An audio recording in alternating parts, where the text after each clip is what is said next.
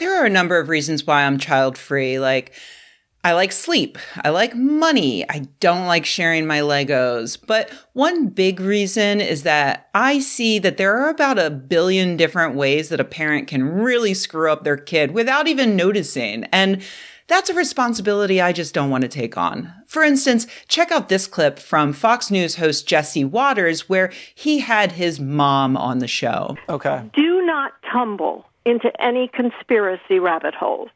We do not want to lose you, and we want no lawsuits. Okay. In keeping, I have a list here. In keeping with the Hippocratic Oath, do no harm. We need you to be kind and respectful. You yourself mentioned that humble is a stretch, so I get that. Use your voice responsibly to promote conversation that maintains a narrative thread. There really has been enough Biden bashing, and the laptop is old. Perhaps you could suggest that your people take less interest, for example, in other people's bodies, and talk about that. She seems so nice. She seems to value empathy and rationality, but clearly at some point, something went terribly wrong. And it actually gets so much worse because after I saw this clip, I checked out Jesse Waters' Wikipedia page. And according to that, his father is a school teacher and his mother is a child psychologist.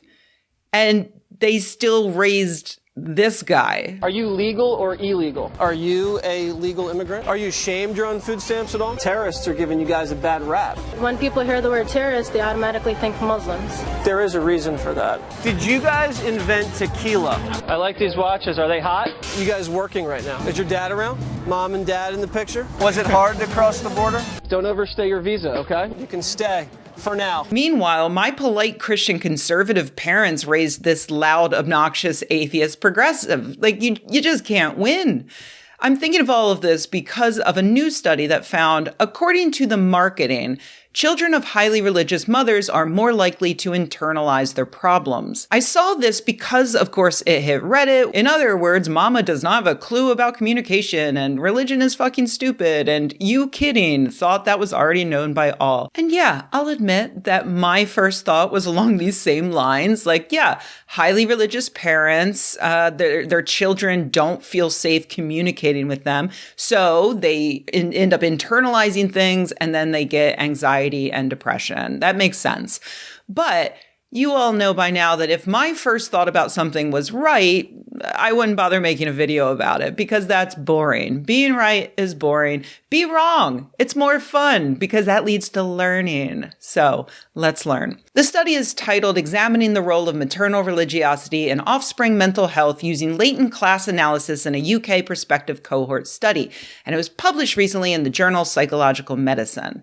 And while it did find a greater risk of internalizing problems in the children of religious mothers compared to agnostic mothers, it also found a greater risk of externalizing problems in the children of atheist mothers compared to agnostic mothers. That means they found the religious cohort were more likely to have anxiety and depression, while the atheist cohort were more likely to have hyperactivity or conduct disorder. So this study should definitely not be used by non-believers as proof that religion is inherently bad because it found that atheist mothers also screwed up their kids, just in a different way. Having depression isn't necessarily better or worse than having anger issues. It's just a different flavor of mental illness.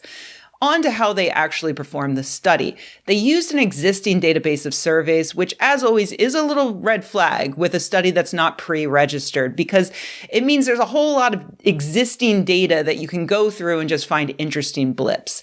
Also, this is a very white English-speaking data set, but it is a big data set, about 14,000 mothers and their 14,000 7- and 8-year-old kids living in the southwest of England in 1991 and 1992. By the way, they decided to focus just on mothers because mothers, they assumed, would do the majority of child rearing and fathers would tend to have the same religiosity as the mothers.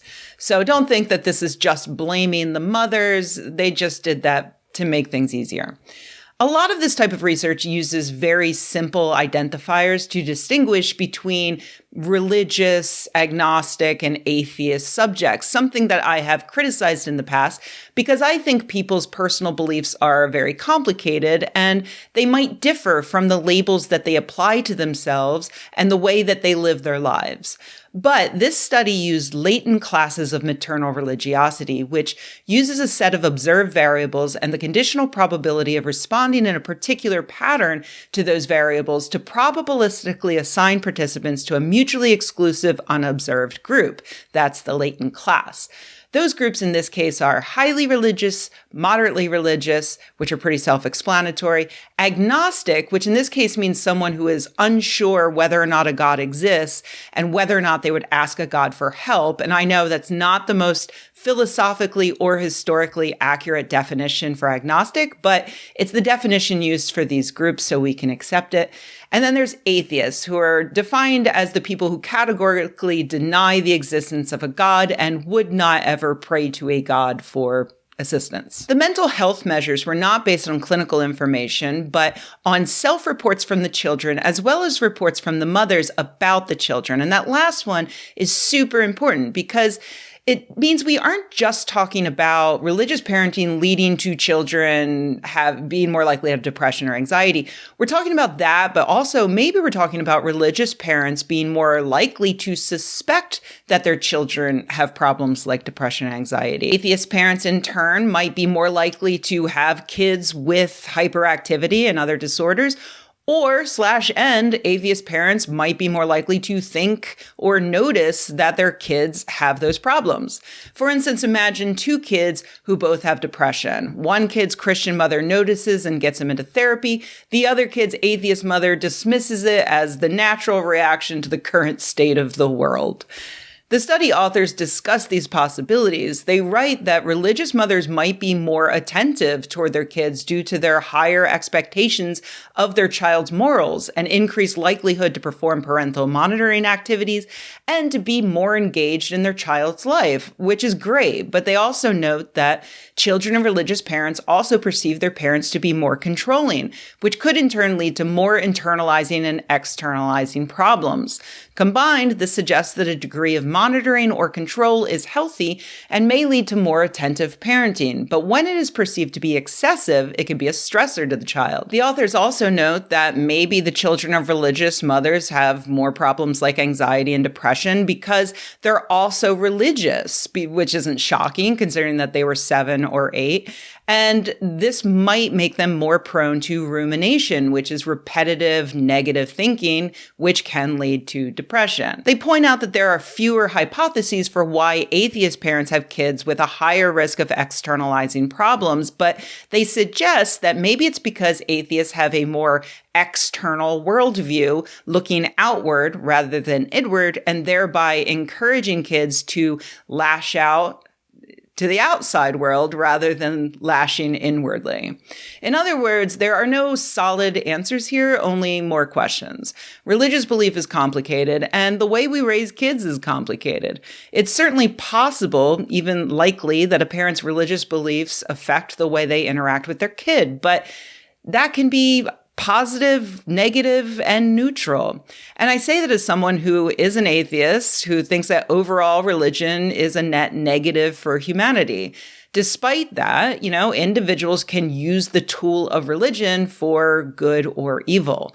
We're not going to ever see a study that shows unequivocally that atheists are better parents than Christians or other theists. It's just never going to be that simple. So just a little heads up, if you see this study wielded as a cudgel against religious parents, it's just not true. Everybody is screwed up in their own way.